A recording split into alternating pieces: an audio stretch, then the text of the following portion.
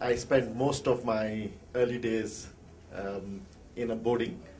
So I started school and all the way till college, till my MBA, I stayed in a boarding.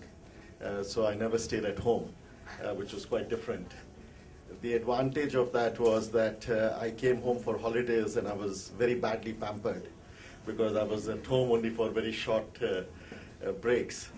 And every time I went back from home, back to school or college, it felt a little bit homesick. But I think the serious learning from that upbringing was it gave you a sense of independence, which I've treasured till today. Because you had no one to go to when you had a problem, you know, a difficult exam, a bad day at work, at school. You know, there was no sympathetic mother or father or brother or sister to go to. You had to cope with it yourself. And you had difficulties with friends sometimes. You had difficulty with teachers, with bullies in the school. And you had to deal with all of that. So I think it gave me a huge sense of independence, which I have valued till today. So that, I would say, was my big learning in the early part of my life. How did your parents influence your career choice?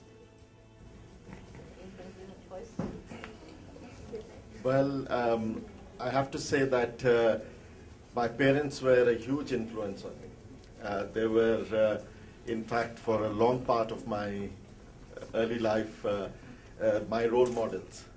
You know, I had a father who was very respected in community, very respected within the family. He was the best performing member of the family, and so he clearly enjoyed a very good position in the family.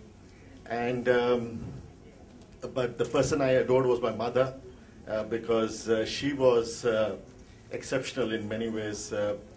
She used to be she came from a very large family of many siblings, and she was clearly their favorite brother among all her brothers and family members. But more importantly, she also came into a family which was a very large family. So my father had a very large family, and among my father's brothers and sisters, there were lots of, you know, not everybody was as happy with each other, but they were all individually extremely, you know, fond of my mother. So she was clearly a star on both sides of the family.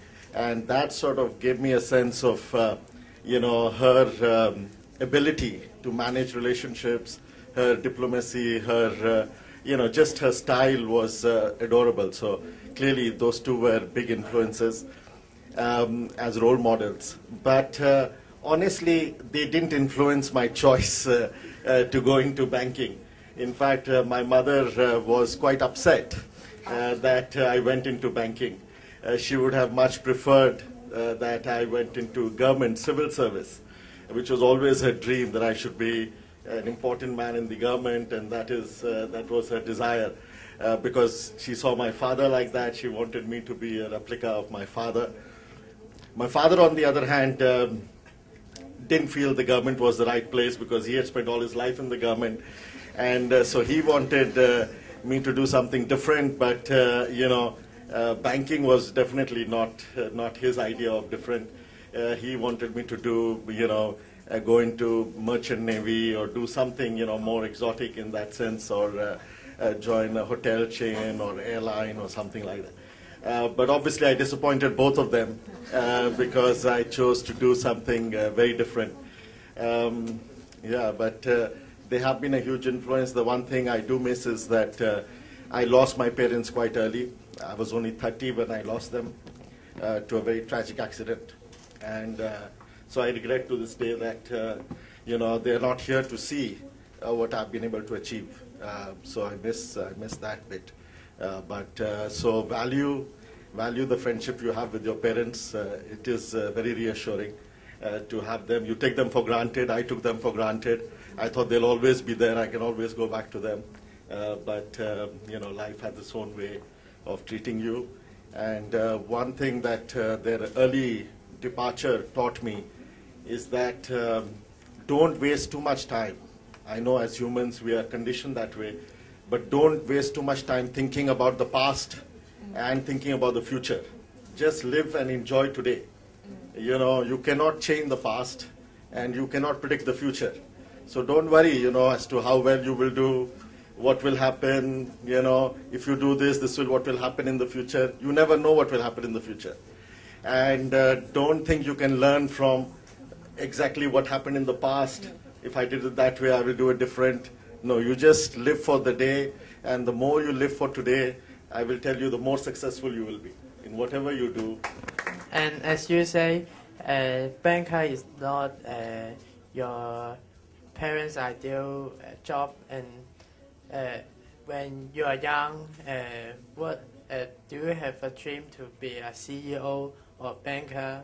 And how do you start your career? Well, how many people in this room want to be a CEO of a bank? Hands, any hands up? Anybody? Nobody? 1, 2, 3. Okay, very few. But at least the three of you have big dreams. You know, I never imagined I would be anywhere near where I am today. I just wanted to have a good job. I wanted to have a job which would give me a good urban life. I wanted to live in urban cities because I had stayed all these years in boarding schools and boarding campuses, which are all in the middle of nowhere, you know. So I wanted to be in a city. So I wanted a city life, and I wanted to have some enough sufficient money so that I can have a good life. And that was all I sort of bargained for.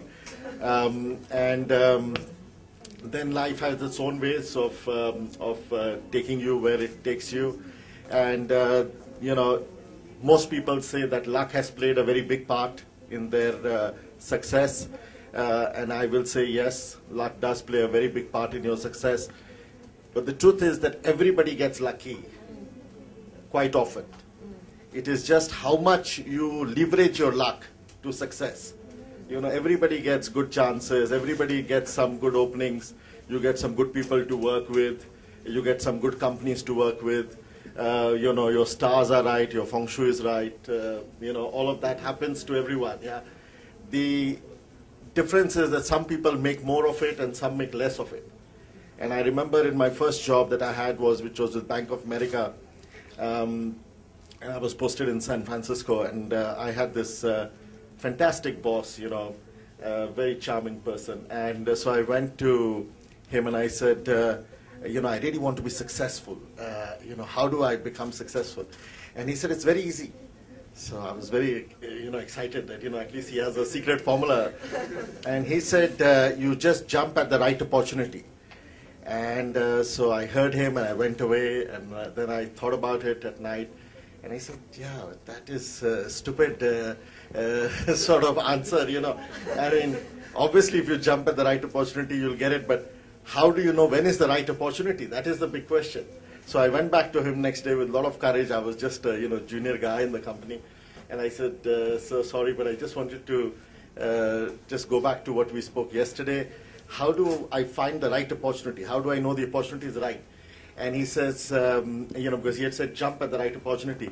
He said, just keep jumping all the time. And if you jump all the time, you will catch everything that comes your way. But like I said, there is no, you know, there is no secret to success. It is what life deals you. It is what you make of what life deals you. And no, I feel quite blessed to be not only in the role I am, but also in the company I am. You know, Standard Chartered is today one of the outstanding institutions in an industry which is plagued with very bad you know, performance around the world. So the American banks, the European banks, many of the Asian banks are in great difficulty, and Standard Chartered is great. And particularly to have the privilege of a responsibility which covers China and India in this time in one's life or where the world is, has to be a privilege. That is very great. And as a successful leader, what do you think the 3 most important points of a leader? I think it is very important to understand first what leadership is.